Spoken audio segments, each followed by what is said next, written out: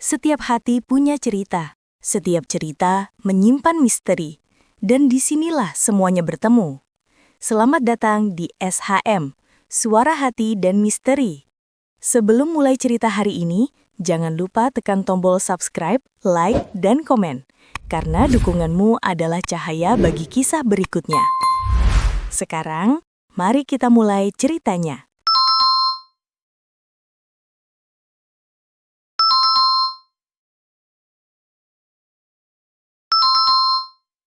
Cerita ini terjadi sekitar 2 tahun lalu, ketika aku baru saja menikah dengan istriku, Sari. Kami sedang mencoba memulai hidup baru. Semua terasa sederhana, tidak ada yang kami inginkan selain tempat tenang untuk tinggal dan memulai keluarga kecil bersama. Tapi rupanya, kami memilih tempat yang salah. Lokasinya berada di sebuah kawasan bernama Dusun Randu Lestari, sebuah wilayah pinggiran, sepi, sejuk, dan tidak terlalu ramai. Di sanalah kami menemukan sebuah kontrakan 2 lantai bernama Kontrakan Arunika 12. Harga sewanya jauh lebih murah dibandingkan tempat manapun yang kami lihat sebelumnya. Dan bangunannya pun tidak terlihat buruk. Cat temboknya masih cukup bersih. Halamannya luas, ada pohon mangga besar di depannya, menaungi jalan kecil yang mengarah ke tangga lantai atas.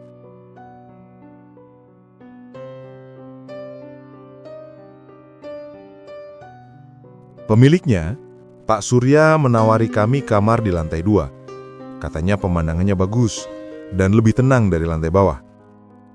Tapi ada satu hal yang terasa janggal sejak awal.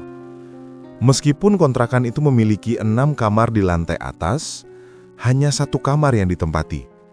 Dan itu adalah kamar yang dia tawarkan kepada kami. Sementara kamar lain tetap terkunci. Semuanya. Dan tidak ada jejak penghuni sebelumnya. Mas, kok sepi banget ya? Kayak nggak ada orang lain tinggal di sini.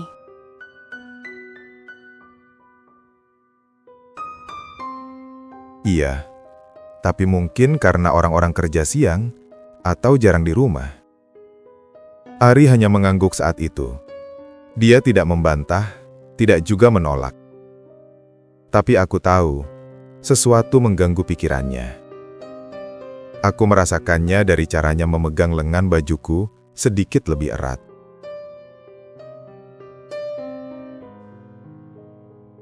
Tangga menuju lantai 2 terbuat dari beton tua. Sedikit kasar dan dingin saat disentuh. Di ujung koridor lantai 2, ada satu pintu yang dicat warna putih. Tapi warnanya sudah mengelupas, memperlihatkan lapisan cat lama warna hijau. Pintu itu terasa paling berbeda dari yang lain. Aku tidak tahu kenapa, tapi saat pertama kali melihat pintu itu, aku merasa ada yang sedang berdiri diam di baliknya, mendengarkan, mengawasi.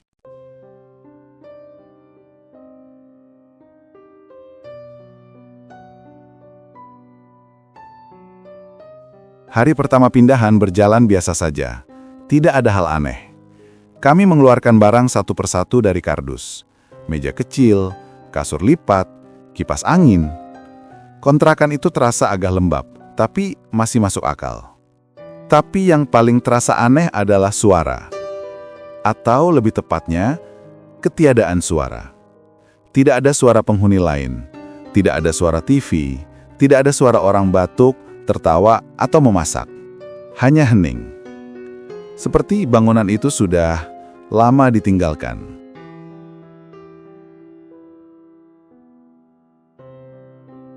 Sore itu, aku turun untuk menemui pemilik, Pak Surya. Aku bertanya, "Pak, kamar-kamar di atas itu kosong semua ya?" Pak Surya terdiam sesaat. Matanya tidak menatap langsung kepadaku. Seolah memilih kata. Ya, memang kosong. Sudah lama tidak ada yang mau menempatinya.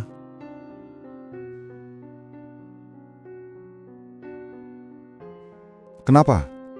Pak Surya tersenyum, tapi senyum yang tidak menjawab apapun. Tidak apa-apa. Yang penting, kalian berdua jangan naik ke ujung lorong. Kamar paling ujung itu, jangan dibuka. Itu saja.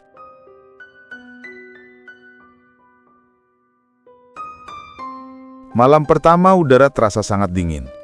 Padahal ini musim panas. Aku dan Sari tidur tanpa menyalakan kipas. Tapi hawa dingin itu tetap menusuk kulit. Mas, kalau besok kita cari kontrakan lain gimana? Tenang, kita coba dulu beberapa hari. Kalau kamu masih nggak nyaman, kita pergi. Sari mengangguk. Tapi aku mulai sadar sesuatu.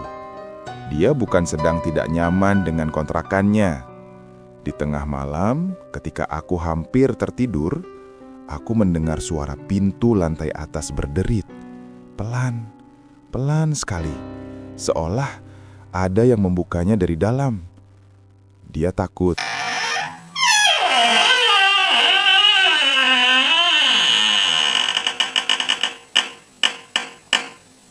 Aku membuka mata, tapi aku tidak beranjak.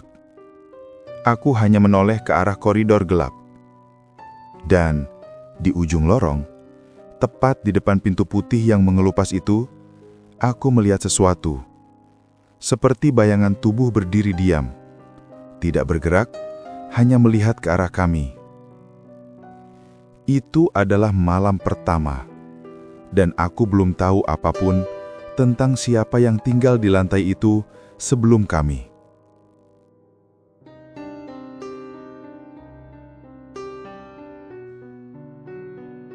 Malam itu berlalu tanpa aku benar-benar tidur. Bukan karena aku takut, tapi karena aku mencoba meyakinkan diriku sendiri bahwa apa yang kulihat di ujung lorong hanya bayangan. Bayangan dari pikiranku yang lelah. Aku menarik napas panjang, memejamkan mata, dan ketika aku hampir terlelap,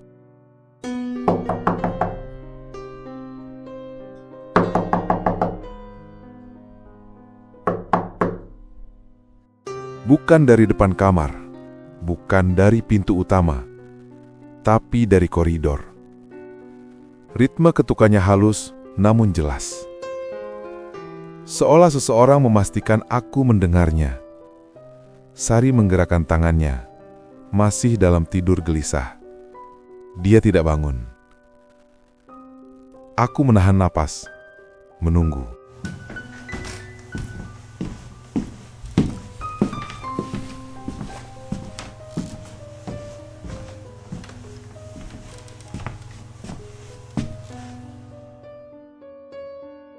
Dan setelah keheningan itu, terdengar suara langkah itu, tidak tergesa, tidak pula berat, seperti langkah orang tua yang berjalan dengan tubuh sedikit membungkuk. Langkah itu berhenti tepat di depan pintu kamar kami. Aku tidak bergerak, tidak bersuara. Aku hanya memejamkan mata lebih kuat. Namun entah bagaimana, aku bisa merasakan seseorang berdiri di balik pintu, menunggu.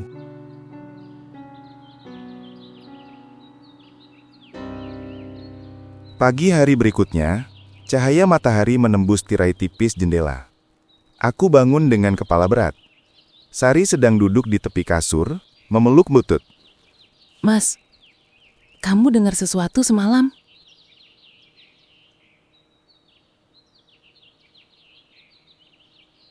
Aku terdiam, lalu menjawab perlahan. Iya, ada yang mengetuk. Sari menunduk. Aku bermimpi semalam ada nenek-nenek berdiri di luar kamar.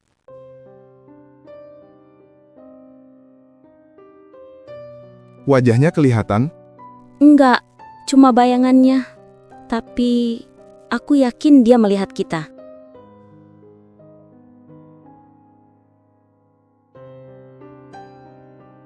Kalimat itu membuat punggungku terasa dingin, seperti ada tangan dingin yang menyentuh tulang belakangku perlahan. Hari-hari berikutnya, kami mulai memperhatikan hal kecil yang awalnya terasa sepele. Setiap jam 2:30 sampai 3:15, udara terasa lebih dingin dari biasanya. Lampu koridor sering berkedip, tapi hanya di dekat pintu putih ujung lorong. Dan bau kayu terbakar yang datang dan pergi tanpa alasan.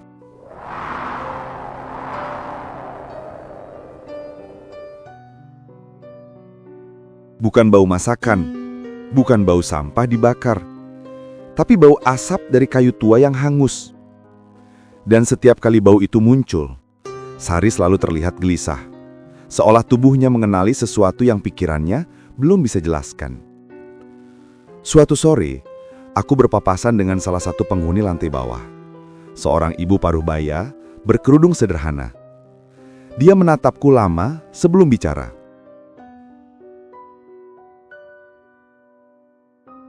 Kalian tinggal di lantai atas ya? Iya, Bu. Dia menelan ludah, wajahnya tegang. Kalau tengah malam, ada yang manggil nama, jangan jawab. Dia kemudian berbalik, pergi, tanpa menjelaskan apa-apa lagi. Aku berdiri lama di depan tangga. Perasaan dia ingin memperingatkan, tapi sekaligus takut menyebut alasannya.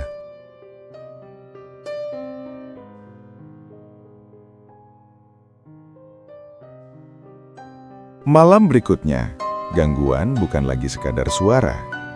Aku terbangun karena mendengar Sari menangis pelan. Aku menoleh, matanya tertutup. Dia menangis dalam tidur. Dan kemudian aku mendengar itu, suara bisikan. Bukan dari luar, bukan dari koridor, tapi dari dalam kamar. Sini, sudah lama, sendirian. Sini.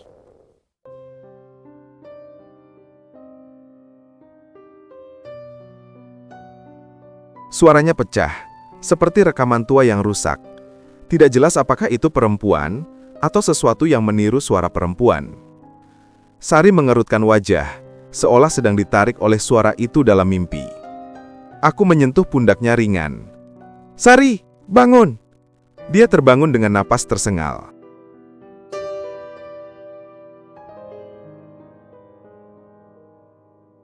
Aku lihat dia, Mas. Dia berdiri di pojok kamar. Dia lihat aku. Aku menoleh perlahan ke sudut kamar. Kosong. Tapi udara di sana terasa lebih gelap. Lebih padat. Lebih hadir.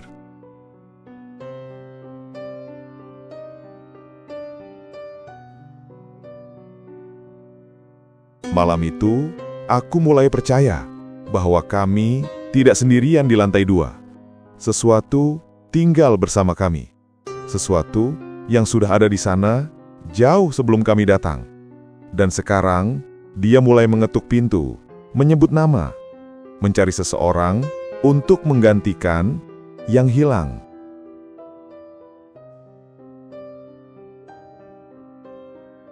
Malam itu, aku sengaja tidak tidur. Aku duduk di lantai, punggung bersandar ke dinding, menghadap ke pintu kamar yang sedikit terbuka. Sari sudah tertidur, meskipun nafasnya tidak stabil. Aku menunggu. Bukan karena aku berani, tapi karena aku ingin tahu apa yang sebenarnya berada di luar sana. Waktu ketika lorong mulai terasa lebih panjang daripada seharusnya. Seolah dindingnya perlahan meregang, menjauh dari logika. Aku menatap celah pintu. Dan untuk pertama kalinya, aku melihatnya. Sesuatu berdiri di ujung koridor. Siluet yang sangat kurus, tubuhnya bungkuk, kepalanya sedikit miring ke satu sisi seolah lehernya tidak lagi kuat menahan berat wajahnya. Aku tidak bisa melihat wajahnya. Hanya rambut yang memanjang sampai hampir menyapu lantai.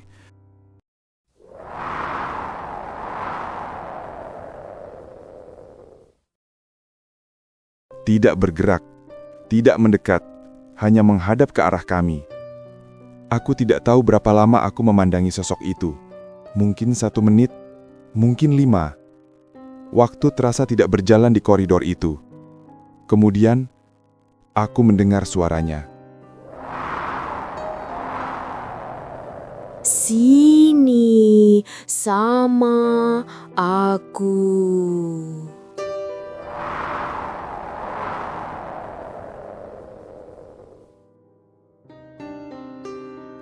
Suaranya tidak jelas, seperti pita kaset yang kusut.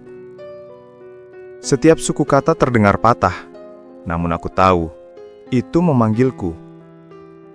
Leherku terasa kaku. Aku tidak mampu bersuara. Tubuhku hanya diam. Sosok itu tidak bergerak, tidak mendekat, tidak menghilang. Ia hanya menatap, seolah menunggu keputusan untuk menjawab atau diabaikan. Kemudian terjadi sesuatu. Sari tiba-tiba menarik napas keras, seperti orang yang tersedak udara. Dia duduk tegak, mata masih tertutup. Aku memanggil pelan. Sari? Tidak ada jawaban. Dia kemudian menoleh ke arah pintu, ke arah sosok itu, meski matanya masih tertutup sepenuhnya. Dan dengan suara yang bukan suaranya sendiri, Dia bukan datang untukmu, Mas. Dia sedang mencari rumahnya. Aku terdiam. Semua bulu kuduku berdiri, tanpa terkecuali. Sari kemudian jatuh kembali tidur. Tubuhnya lunglai. Aku menoleh kembali ke koridor. Sosok itu sudah tidak ada. Hanya lorong kosong. Diam. Hening. Keesokan paginya, Sari tidak ingat apapun. Aku tidak memaksa mengingatkannya. Tapi satu hal berubah. Sejak malam itu, Sari mulai selalu menutup wajahnya setiap berjalan melewati koridor. Seolah ia tahu sesuatu di sana mengamatinya. Dan setiap kali aku menatap sudut lorong itu, aku bisa merasakan ada yang berdiri di situ. Meski aku tidak melihatnya lagi. Hadir. Diam. Menunggu. Kadang, sesuatu yang tinggal di sebuah tempat tidak pernah benar-benar pergi. Ia hanya menunggu orang yang mau melihatnya. Dan malam itu, aku melihatnya. Bukan dengan mata, tapi dengan sesuatu yang lebih dalam. setelah malam itu, koridor tidak lagi terasa seperti ruang kosong. Ia menjadi pengingat bahwa ada sesuatu yang berdiri di sana, bahkan ketika aku tidak melihatnya. Beberapa hari berlalu, Sari mulai tampak semakin lelah, meski ia tidur lebih lama dari biasanya. Lingkar matanya menggelap, seperti ia tidak pernah benar-benar beristirahat. Yang paling menggangguku adalah caranya berbicara. Ia sering berhenti bicara di tengah kalimat, membeku, seolah mendengarkan sesuatu yang tidak kudengar. Suatu sore, aku melihat Sari berdiri di depan cermin kamar mandi. Tidak melakukan apapun. Tidak merapikan rambut, tidak mencuci muka. Hanya menatap refleksinya. Dalam waktu yang terasa terlalu lama. Aku memanggilnya pelan. Sari, ia tidak menjawab. Aku mendekat. Dan saat aku berada di belakangnya, aku menyadari matanya tidak melihat cermin, tapi melihat sesuatu yang berada tepat di sampingnya. Kosong, hampa, tidak ada apa-apa di sana. Namun ia menatap penuh perhatian, seperti seseorang ada di sana.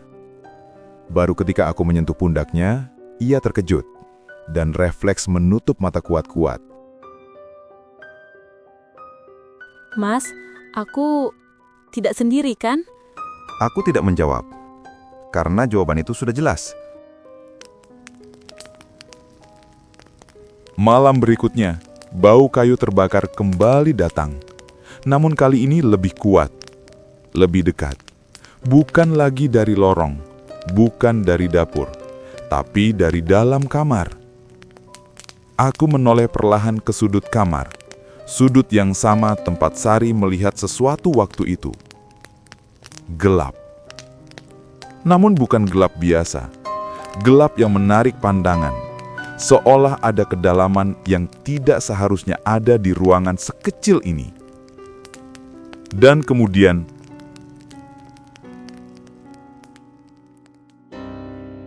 Pulang sini. Pulang sini.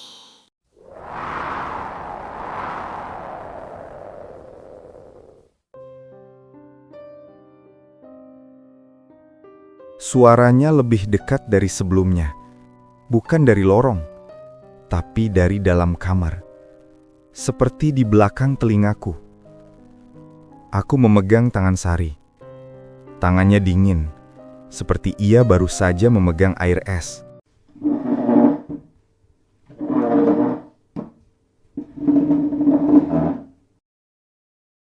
Pagi harinya, kami menemukan kursi kayu di ruang tamu berpindah posisi.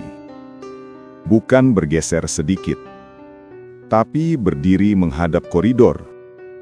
Seolah seseorang duduk di sana. Semalaman. Sari langsung menunduk dalam. Dia tidak mau melihat kursi itu. Aku hanya memandanginya. Lama. Tidak ada penjelasan yang masuk akal. Dan aku tidak berusaha mencarinya lagi.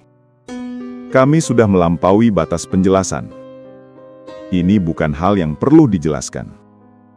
Ini hal yang perlu diterima. Ada sesuatu di rumah ini, dan ia ingin diperhatikan.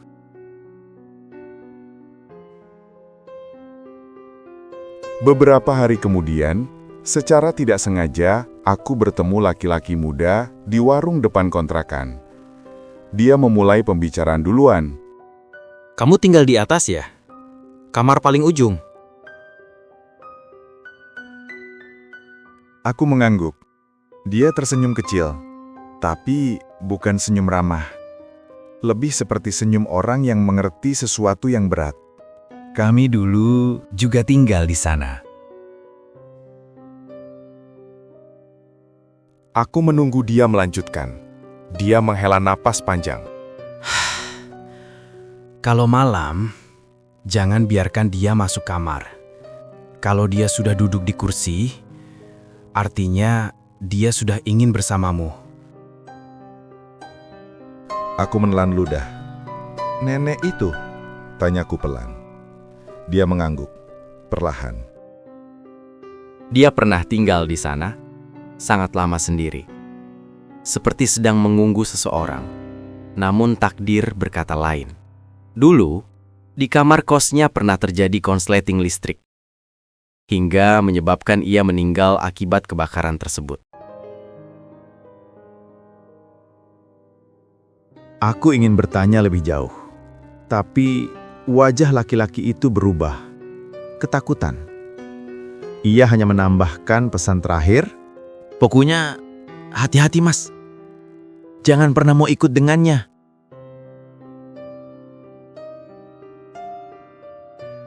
Dan dia pergi tanpa menoleh. Saat itu aku menyadari bahwa gangguan ini bukan lagi kebetulan. Ini bukan penampakan, bukan mimpi, bukan bayangan. Ini adalah seseorang. Seseorang yang pernah hidup, pernah tinggal, dan merasa rumah ini masih miliknya. Dan sekarang, dia ingin bersama kami. Rumah ini semakin terasa sempit. Bukan karena ruangnya berkurang, tapi karena kehadirannya semakin dekat. Seolah dinding, lantai, dan udara mulai menghafal keberadaan kami. Di ujung lorong, ada satu pintu. Pintu yang sejak awal kami anggap hanya gudang kecil. Pintunya putih pudar, catnya mengelupas. Tidak ada pegangan, tidak ada lubang kunci. Pintu yang seolah tidak dibuat untuk dibuka. Sejak kami tinggal di sini, pintu itu tidak pernah berubah. Namun pagi itu, aku melihat sesuatu yang berbeda. Pintu itu sedikit terbuka. Tidak lebar. Hanya celah tipis.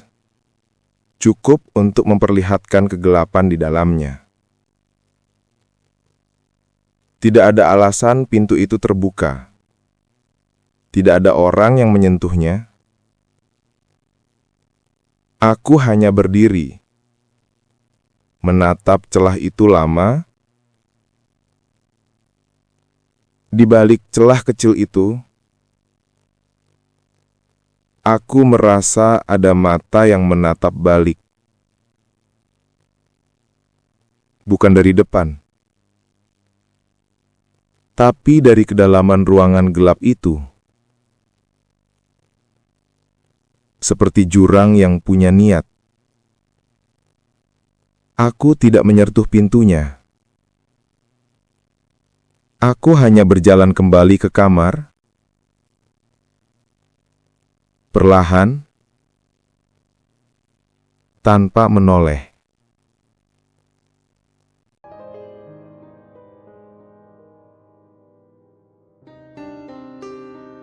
Sari terbangun. Aku langsung menenangkannya. Sar, kenapa? Ia memegang kepalanya, matanya masih setengah sadar. Ada yang manggil aku Mas. Kamu dengar kan? Aku terdiam sebentar. Dari mana suaranya? Sari menunjuk ke pintu kamar kami yang tertutup. Ia menunduk, bahunya mulai bergetar. Dia bilang, Sari, ayo keluar, kita lihat kamarku.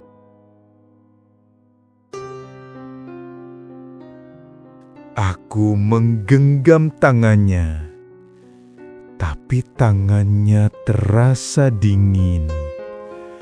Dingin seperti langkai semen yang belum pernah terkena matahari. Kamarku, buka.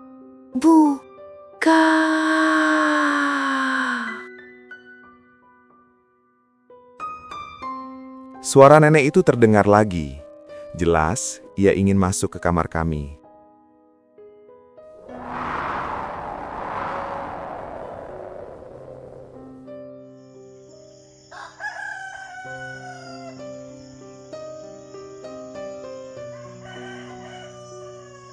Pagi berikutnya, aku memutuskan untuk bertanya pada ibu penghuni lantai bawah yang pernah memperingatkan kami. Aku mengetuk pintunya. Wajahnya langsung berubah saat melihatku. Seperti ia tahu apa yang akan kutanyakan. Bu, aku dan istriku terus-terusan diganggu. Sebenarnya apa yang terjadi di lantai atas? Tanyaku. Dia tidak menjawab. Matanya hanya pindah ke arah tangga.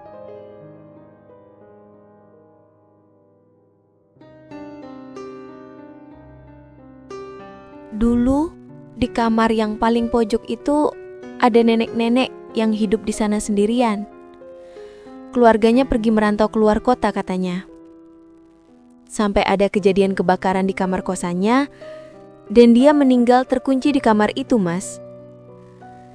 Jadi, sampai sekarang, ia masih berpikir bahwa siapa saja yang ngekos di lantai atas adalah keluarganya yang kembali.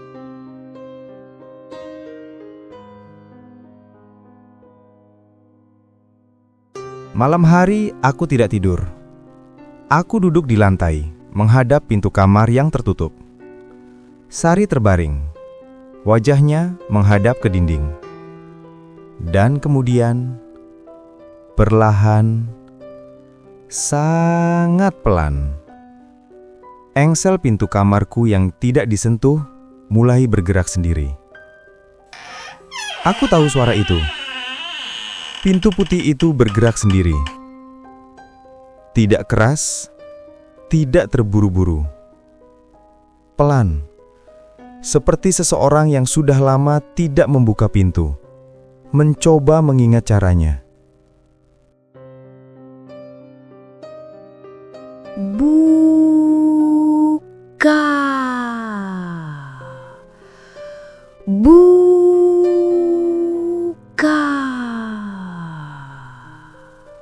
Aku hanya mengunci pandangan ke lantai, menahan napas.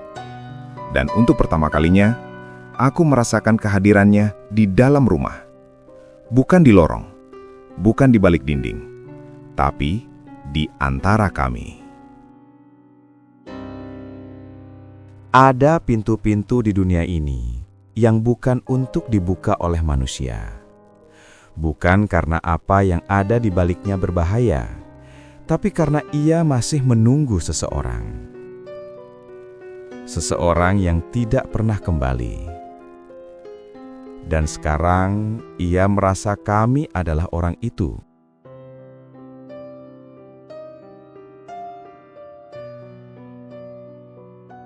Malam berikutnya adalah malam terakhir kami tinggal di rumah itu. Rumah terasa terlalu sunyi. Sunyi yang bukan sekedar ketiadaan suara, tapi ketiadaan yang sedang mengamati. Sari tertidur, namun napasnya berat. Seolah ia sedang berlari di dalam mimpi. Aku duduk di lantai, menghadap pintu kamar. Lampu koridor berkedip sekali dan berhenti. Aku tahu pintu putih di ujung lorong itu kini terbuka penuh. Aku tahu bukan karena aku melihatnya, tapi karena bau kayu terbakar kembali, kali ini lebih hangat, seperti ada api yang menyala di dalam rumah. Aku tidak berpaling, namun aku tahu dia berdiri di koridor. Siluet itu, dengan rambut panjang menyapu lantai, kepala miring, tubuh bungkuk.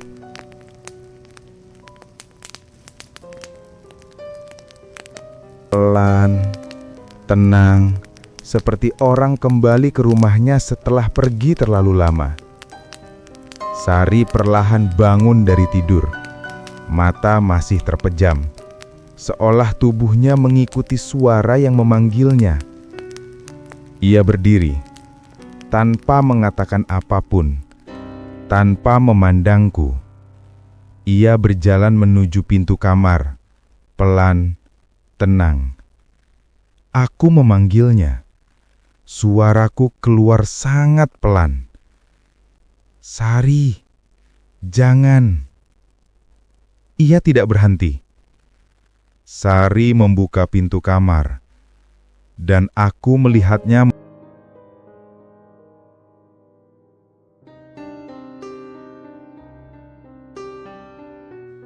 Bukan bayangan, bukan siluet, bukan sosok samar.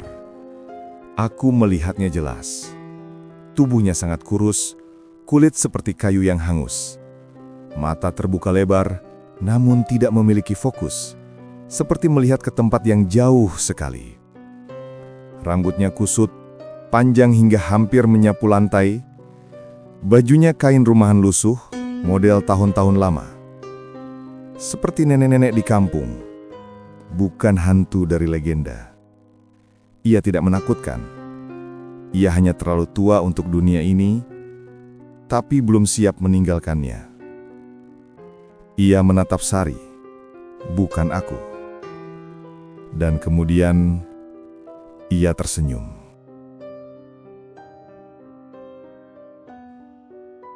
Akhirnya, kamu pulang. Tidak ada ancaman, tidak ada teriakan. Hanya kerinduan. Aku baru sadar. Dia tidak ingin menyakiti. Dia hanya tidak ingin sendirian. Dan Sari adalah seseorang yang bisa merasakan yang dirindukannya. Sari menjulurkan tangan. Perlahan. Aku memegang bahunya cepat. Dia berhenti. Hanya sesaat.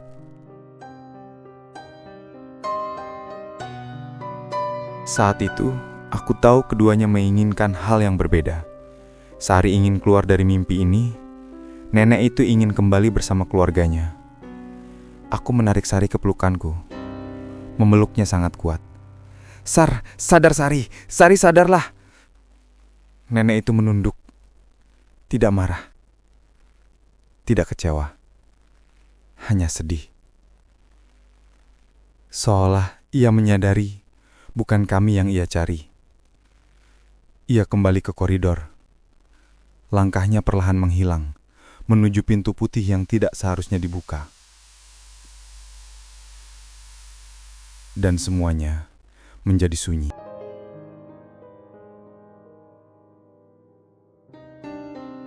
Keesokan paginya, kami pergi tanpa banyak bicara. Mengemasi semua barang, tidak menyelesaikan kontrak, tidak berpamitan. Kami hanya meninggalkan rumah itu. Dan sejak hari itu, kami tidak pernah kembali. Kosan itu masih berdiri, masih dihuni orang baru setiap beberapa bulan. Mereka datang, lalu pergi. Selalu dengan alasan yang sama. Beberapa tempat tidak hanya menyimpan kenangan, mereka menjaga seseorang. Bukan untuk menakuti, tapi untuk memastikan mereka tidak dilupakan. Dan kadang, yang kita sebut gangguan, sebenarnya adalah kerinduan. Kerinduan seseorang yang sudah terlalu lama menunggu pulang. Jika Anda suka dengan kisah ini, jangan lupa tinggalkan komentar. Ceritakan juga pengalaman Anda di kolom komentar. Dan tentu saja, subscribe, nyalakan lonceng, agar tidak ketinggalan kisah-kisah lainnya.